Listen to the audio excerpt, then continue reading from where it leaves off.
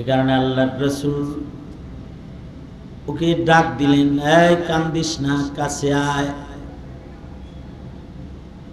নবীজি ডাক দিলে সাথে সাথে এই মরা গাছের টুকরাটা মাটি চিরা দৌড় দিয়া নবীর কাছে চলে গেল।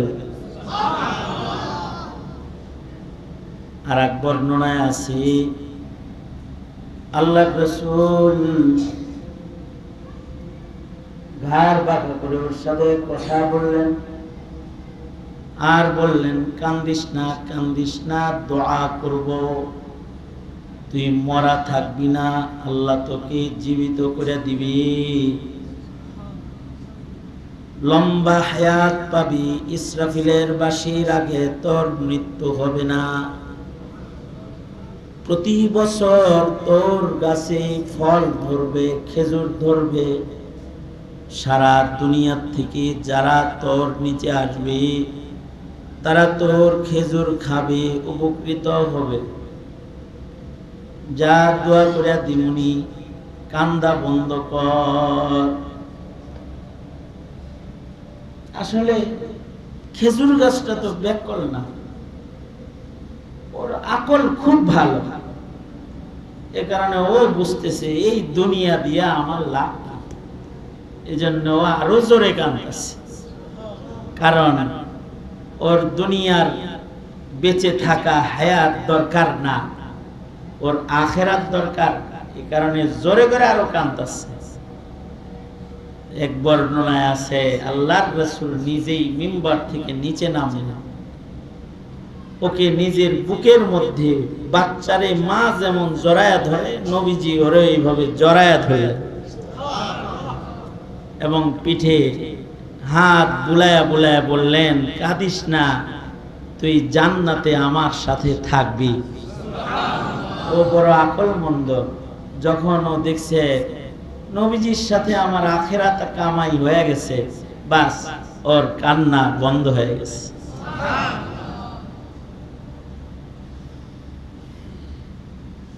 হাদিস প্রমাণ করে কাঠেরও আকল আছে। আর এক বর্ণনায় আছে আবু জেহেল একবার নিজের হাতে পাথর নিয়ে আইসা নবীজিকে বলে, মুহাম্মদ সাল্লাল্লাহু আলাইহি ওয়াসাল্লাম, বলো তো আমার হাতের ভিতরে কি আছে, যদি বলতে পারো তাহলে কালিমা পড়ব। পাথর চিন্তা করলো নবীজির কষ্ট হবে, নবীজি কথা বললে সাইয়্যিদুল মুরসালিন আমার পরিচয় দিবে কেন, আমি আমার নবীর পরিচয় দেই। পাথর কথা বলা শুরু করলো, পাথর বলতে লাগলো, আবু জেহেল তুই চিনস না, কিন্তু আমি চিনি। আশহাদু আল্লা ইলাহা ইল্লাল্লাহ ওয়া আশহাদু আন্না মুহাম্মাদান আবদুহু ওয়া রাসূলুহু। তার মানে এই পাথরটারও কি আছে, আকল আছে। আল্লাহর রাসূল সাল্লাল্লাহু আলাইহি ওয়াসাল্লাম নবীজির সাথে একবার আবু বকর আছে, ওমর আছে, ওসমান আছে, এই তিনজনের সাথে নিয়ে আল্লাহর নবী একবার উহুদ পাহাড়ের পিঠে উঠলেন, উহুদ পাহাড়ের উপরে উঠলেন। নবীজি যখন উহুদ পাহাড়ের উপরে উঠছে, সাহাবী তিনজনের সাথে খুশিতে উহুদ পাহাড় নাচা আরম্ভ করছে, এরকম নাচতেছে আর লাফাইতেছে। উহুদ পাহাড়ের খুশিও আছে, কারণ আকল আছে। উহুদ পাহাড়ের দুঃখও আছে, কারণ আকল আছে, দুঃখ আছে। দুঃখ এর বর্ণনাও হাদিসে আছে। সেটা হলো আল্লাহর রাসূল একবার কোন এক গাজওয়াত থেকে আল্লাহর নবী মদিনায় ঢুকতেছেন। নবীজি সব সময় যেই পথ দিয়ে আসেন ওই পথ দিয়ে না আইসা অন্য পথে আসতেছেন। অন্য পথ দিয়ে আসার কারণে উহুদ পাহাড় নবীজিকে দেখতে পাইতেছে না। এ কারণে উহুদ পাহাড় কান্না শুরু করেছে। হযরত জিবরাইল উহুদ পাহাড়ের কান্নার কারণে আল্লাহর নির্দেশে নবীর কাছে গেছে, যা বলে, ওগো আল্লাহর নবী, আপনি এই পথ দিয়ে যাইতেছেন কেন? উহুদ পাহাড় আপনাকে দেখে না। এ কারণে উহুদ কাঁদতেছে। সাইয়্যিদুল মুরসালিন রাহমাতুল লিল আলামিন উহুদ পাহাড়ের ইচ্ছা পূরণ করার জন্য রাস্তা পরিবর্তন করে আবার ওই পথ ধরলেন যে পথ দিয়া উহুদ পাহাড় দেখা যায়। এবার আল্লাহর নবী উহুদ পাহাড় দেখে দেখে দেখে দেখে মদিনায় ঢুকলেন। উহুদ পাহাড়ের পাশে দাঁড়ায়া আল্লাহর রাসূল সাহাবীদেরকে থামায় বলে, এই সাহাবীরা, হাদা উহুদ, এই পাহাড়ের নাম উহুদ পাহাড়, এটা উহুদ পাহাড়। ইউহিব্বুনি ওয়া উহিব্বুহু,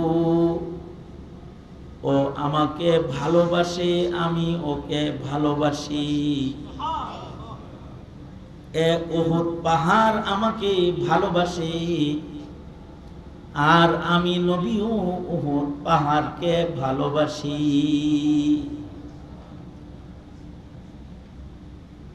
উহুদ পাহাড় যেহেতু আল্লাহর রাসূলকে ভালোবাসে, এ কারণেই নবীর আশিক যারা মদিনায় যায়, রাসূলের রওজায় যায়, তারা উহুদেও যায়। ফজরের পরে মসজিদের গেটে দাঁড়ায়া একদল মানুষ রাস্তায় দাঁড়ায়া ডাকতে থাকে, উহুদ উহুদ উহুদ, এই হাজি, কেউ উহুদে যাইবানি? গাড়ি আছে, উঠো। কারণ উহুদ নবীকে ভালোবাসে, নবীজি উহুদকে ভালোবাসে। এ কারণে নবীর উম্মতরাও কিয়ামত পর্যন্ত উহুদ পাহাড়কে ভালোবাসবে। এটা উহুদ পাহাড়ের আকলের দলিল যে ওর বুঝ আছে। আল্লাহর রাসূল পিঠের উপরে উঠছেন, উহুদ পাহাড় নাচতেছে খুশিতে। নবীজি তো বুঝতেছেন কি লেগে নাচতেছে। নবীজি ওর নাচ না থামানোর জন্য বলতেছে, খুশিতে মানুষ নাচে, ইজ্জত কইরা থেমে যাও। নবীজি বলতেছেন, এই উহুদ, নাচিস কেন, নাচিস কেন, দুলিস কেন? দেখিস না তোর পিঠে একজন পয়গম্বর, একজন সিদ্দিক আর দুইজন শহীদ তোর পিঠের উপরে উঠেছে, তাদের সম্মানে নড়াচড়া বন্ধ করা। উহুদ সাথে সাথে নড়াচড়া বন্ধ করে দিচ্ছে। তার মানে উহুদ পাহাড়ের আকল আছে। উটেরও আকল আছে। হাদিস শরীফ আছে, শিকায়াতুল জামাল হাদিস। উট আইসা নবীজির কাছে বিচার দিতেছে, ও আল্লাহর নবী, আমার মনিব আমারে খাওন দেয় কম, কাজ করায় বেশি। কারণ উটের আকল আছে, উট জানে আমার বিচার ইনসাফ করার জন্য রহমাতুল লিল আলামিন ছাড়া শ্রেষ্ঠ জায়গা আর নাই।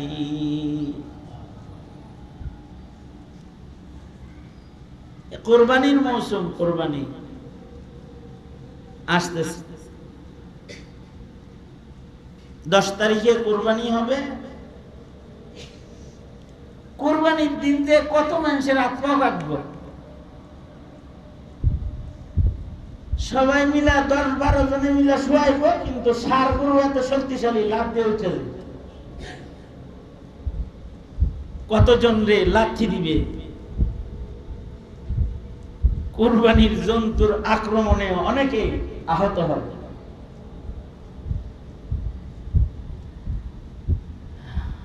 কিন্তু বিদায়ী হজ্জে আল্লাহর রাসূল 100 কুরবানি দিয়েছেন। কয়শো? জোরে বলেন, কয়শো কুরবানি দিয়েছেন? 100 কুরবানি দিয়েছেন একাই। তার ভেতর থেকে আল্লাহর রাসূল নিজের হাতে 63টা কুরবানি দিয়েছেন।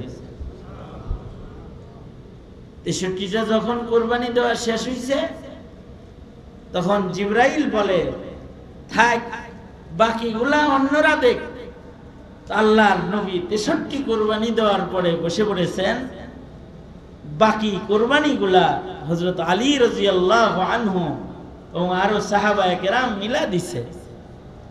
নবীজি 100 উট কুরবানি দিছে।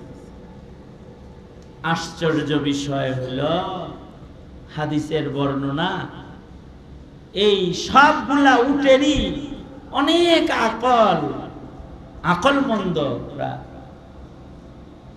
আল্লাহর রাসূল যখন খঞ্জর নিয়ে দাঁড়ায় রইছে আর উটের নহর করতেছে, 100 উট কাতার করে দাঁড় করানো হয়েছে।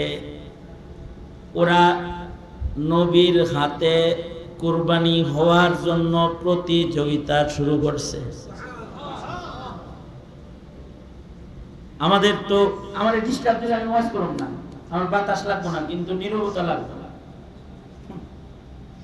গরমে কষ্ট করতে রাজি, কিন্তু আমার মেজাজে আমি তকলিফ নিতে রাজি না। কারণ আমি বয়ান করব, আমি যদি এটা বুঝি যে আমার ওয়াজ শুনতেছে না, তাহলে আমি ওয়াজ করব না। রাগ হইছেন? আমি এতটুকু গরম বরদাস্ত করতে রাজি আছি এজন্য যে এর উসিলায় যেন হাসরের মাঠে মহাগর্মীর বিচারের আদালতে যেন আল্লাহ আমারে ঠান্ডায় জায়গা দেয়, কিন্তু ডিস্টার্ব নিতে রাজি না। এজন্য এটা লাস্ট ওয়ার্নিং আপনাদের জন্য। এরপরে আর কোন না যে ওয়াজ শোনেন, এরপরে গেলে আস্তেই করে নিরিবিলি ও আখিরু দাওয়ানা বলে চলে যাবে। আর কোন না যে শোনেন, এটা শেষবার বললাম। একটু দিল দিয়া কথা শোনেন, দিল দিয়া, অনেক দরদ মোহাব্বত দিয়ে শোনেন, তাইলে এই কথাগুলোর তাসির হয়তোবা হৃদয়ে পড়তে পারে। দিল দিয়া না শুনলে পরে হইব না। দিল দিয়া তৃপ্তি সহকারে খানা না খাইলে পরে এই খানায় স্বাস্থ্য ভালো হয় না, পেট খারাপ হয়। কিছু খাওয়ান খাইলে পাতলা পায়খানা হয়, পরে খাইয়া দেয়া কয় কি খাইছিলাম তো পোলাও গোস্ত, শুট করে নাই।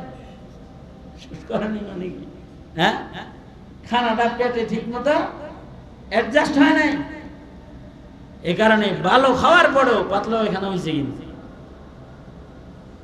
কি মনে করছেন ওয়াজ কি এত খারাপ জিনিস যে আপনি তৃপ্তি ছাড়া শুনবেন আর এইটা দিয়ে আপনার হৃদয় ভরবো? এত সোজা না। রাগ হয়েছেন?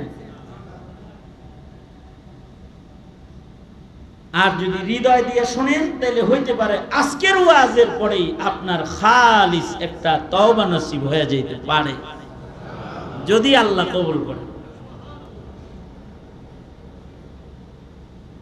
মুহতারাম হাজিরিন, কি বললাম? উটগুলা নবীর কাছে আসার লেগে প্রতিযোগিতা করতেছে, কে কার আগে নবীজির ছুরির নিচে আইসা নিজেকে জবাই করতে পারে। আল্লাহু আকবার। এর রশি দিয়ে বান্ধাও লাগতেছে না, কাউকে যাইতা ধরাও লাগতেছে না, টাইনে নেওয়াও লাগতেছে না। ওরা একাই আসতেছে নবীজির খঞ্জরের নিচে এসে এসে নিজেকে রাসূলে আরবির হাতে কুরবানি দিতেছে। ওদের আকল আছে, কিন্তু আল্লাহর সৃষ্টির মধ্যে সর্বাধিক আকল আল্লাহ পাক মানুষকে দান দিয়েছেন। সবচেয়ে বেশি আকল দিয়েছেন আল্লাহ মানুষকে। ছাগলরে কুকুরেও আকল দিয়েছেন, এই কারণে ওরা মনিব চিনে। গরুরেও আকল দিয়েছেন, এই কারণে ও ওর মনিবের বাড়ি চিনে। ক্ষেতের থেকে যার যার বাড়ির গরু তার তার বাড়ি একাই চলে যায়, ঠিক না? যায় না? একজনের গরু আরেকজনের বাড়ি যায়? যায় না। চিনে যে আমার বাড়ি কোনটা, কিন্তু ওদের আকল কম, এ কারণে ওদের ইবাদত কম। ওদের ইবাদত কি? ওরা আল্লাহর হুকুমে জিকির করে। ইউসাব্বিহু লিল্লাহি মা ফিস সামাওয়াতি ওয়া মা ফিল আরদ। আর মানুষকে আল্লাহ পাক এইরকম আকল দিছে, এইরকম আকল দিছে যে মানুষ আকল দিয়া অসম্ভবকে সম্ভব করে। যা কল্পনা করে না একটা জাতি, কল্পনাকে পাল্টায় দেয় আর একজনের আকলে। একজনের এক জমানা গেছে তখন ফ্যানের কল্পনাই করতো না, একটা জমানা গেছে বিল্ডিং এর কল্পনা করতো না, কেউ বিল্ডিং বানায় মানুষের কল্পনাকে পাল্টায় গেছে। একটা সময় গেছে গরমের দিনে আবার এসি, এটার কল্পনা করতো না, এখন এসি ছাইরা গ্রামের ভিতরে ঘরের ভিতরে প্রচন্ড চৈত্র মাসের গরমে ঠান্ডার ভিতরে বয়ে থাকে। আকল দিয়া মানুষ গরম পানিকে ঠান্ডা বানায়া গরমের দিনে ফ্রিজের পানি বাইর করে খায়া নিজের হৃদয়কে ঠান্ডা করে। আকল দিয়া মানুষ রকমারি খাবার, রকমারি মেশিন, এখন কাপড় ধোয় না, রোদ্রে শুকায়ও না, মানে একই মেশিন কাপড় ধুইতেছে, শুকায়া মশমশা করে বের করে দিতেছে। হাতে কাজ করবে না, আকল দিয়া করে। প্রসব বেদনায় বাচ্চা বের হইলে কষ্ট, কষ্ট কমায় পেট কাটা বের করে আনে। ভিন্ন রাস্তা আকল দিয়া আবিষ্কার করে,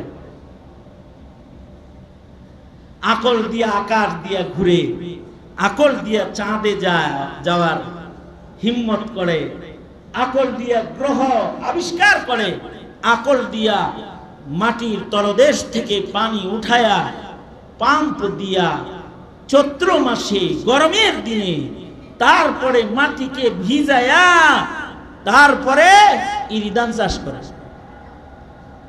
আর একটা সময় ছিল পানির মৌসুমে ধান হইতো, পানি নাই ধান নাই, ঠিক না? তো মানুষের আকল, সর্বোচ্চ আকল মানুষের। এমনকি মানুষই ওই প্রাণী। জেনেটিক সায়েন্স বর্তমান সমাজে, জেনেটিক সায়েন্স, ইলেকট্রনিক সায়েন্স এর উন্নতি তো হয়েছেই, জেনেটিক সায়েন্স যেটা, এটার কারণে মানুষ বাগান করা লাগে না, ছাদের উপরেই বাগান করে।